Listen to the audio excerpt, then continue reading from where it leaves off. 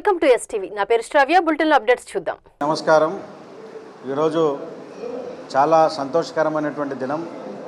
ఎందుకంటే నెల్లూరు నగరంలో ఉన్నటువంటి పేద నిరుపేద సామాన్య బిడ్డలు, రెక్కాడితే డొక్కాడినటువంటి కుటుంబాల నుంచి వచ్చినటువంటి విద్యార్థులు, రిక్షా కార్మికులు, బీడీ వర్కర్సు, ఆటో డ్రైవర్స్ యొక్క పిల్లలు, ముఖ్యంగా ఇద్దరు తల్లిదండ్రులు అయినటువంటి పిల్లలు, అదేవిధంగా సింగిల్ పేరెంట్ చిల్డ్రన్, అటువంటి వారందరికీ కూడా ఉన్నత ప్రమాణాలతో కూడినటువంటి ఒక విద్యను ఇవ్వడానికి గౌరవ పురపాలక శాఖ మార్చులు శ్రీ పొంగూరు నారాయణ గారి యొక్క ఆశయాల మేరకు ఏర్పాటు చేసినటువంటి విఆర్ మున్సిపల్ కార్పొరేషన్ హై స్కూల్లో మొదటి అకాడమిక్ ఇయర్ని దిగ్విజయంగా పూర్తి చేసుకొని వారు రెండవ అకాడమిక్ ఇయర్లోకి అడుగుపెట్టినటువంటి తరుణంలో ఇక్కడ ఈ రోజున గ్రాడ్యుయేషన్ డేని ఏర్పాటు చేయడం జరిగింది.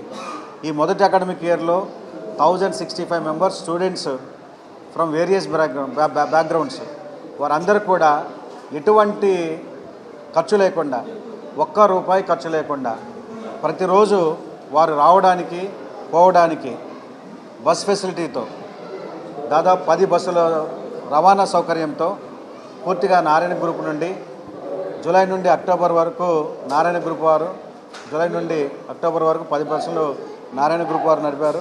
ఆ తర్వాత నారాయణ సార్ యొక్క సహకారంతో మున్సిపల్ కార్పొరేషన్ యొక్క అభ్యర్థన మేరకు యూనియన్ బ్యాంక్ ఆఫ్ ఇండియా వారు 4 బస్సులని సిఎస్ఆర్ కాంపోనెంట్ కింద ఇవ్వడం జరిగింది. అయితే ఈ బస్సులన్నింటికి 4 బస్సులకి ఓఎండ్ఎం కింద నెలకి 67,000 రూపాయలు, అదేవిధంగా నారాయణ గ్రూప్ నుండి ఇచ్చేటువంటి బస్సెస్కి నెలకి 1,15,000 చొప్పున ఈ రోజున గడిచిన 10 నెలల కాలంలో వారికి రవాణా సౌకర్యం ఏర్పాటు చేశారు.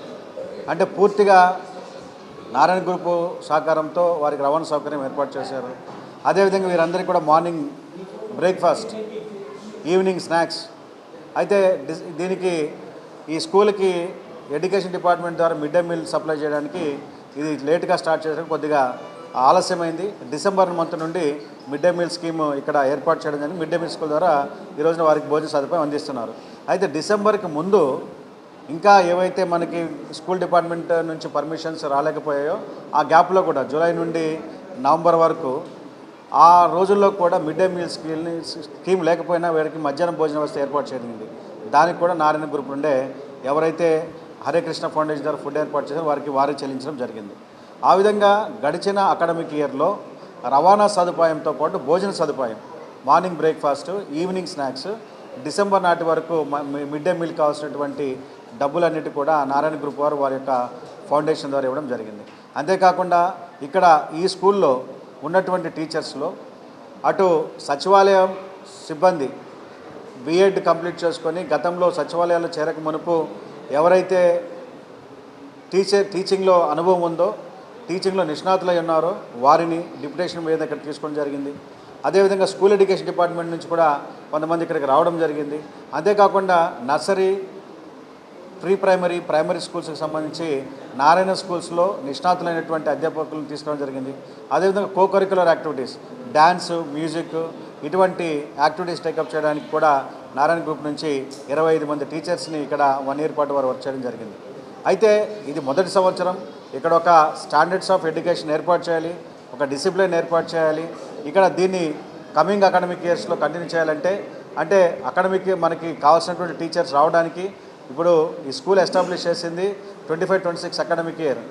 కాబట్టి దీనికి కావాల్సినటువంటి పోస్టులు నెక్స్ట్ రావాల్సినటువంటి డిఎస్సి ద్వారా రిక్వెస్ట్ చేస్తే నెక్స్ట్ డిఎస్సీలు ఇస్తారు.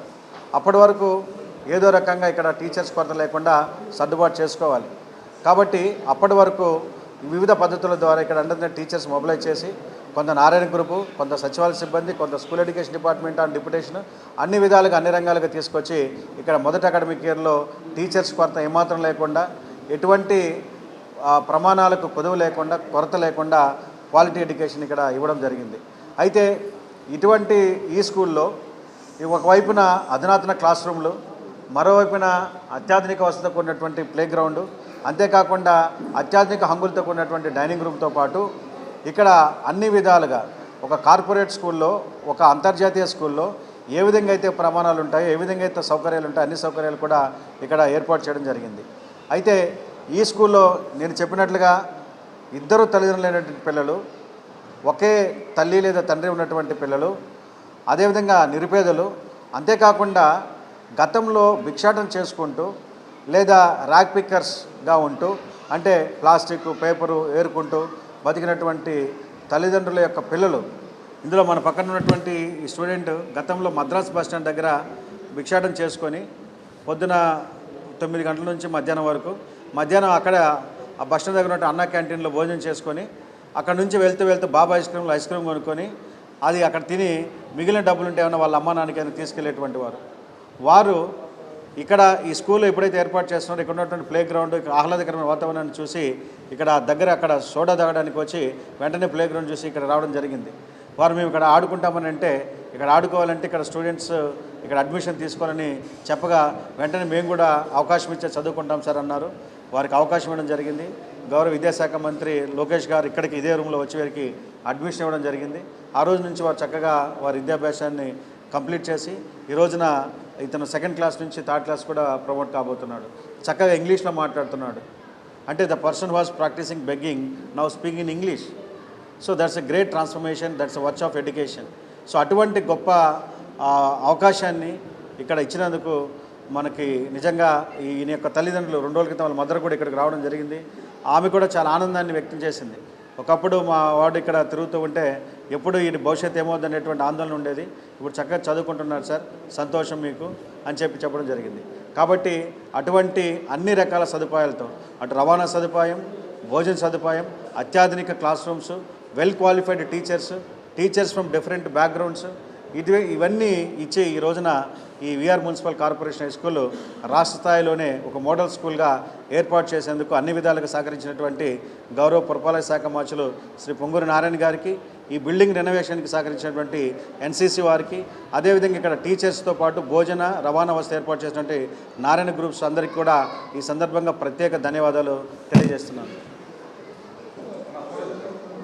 ఇవి ఇప్పటి వరకు ఉన్న bulletin updates. Keep watching STV.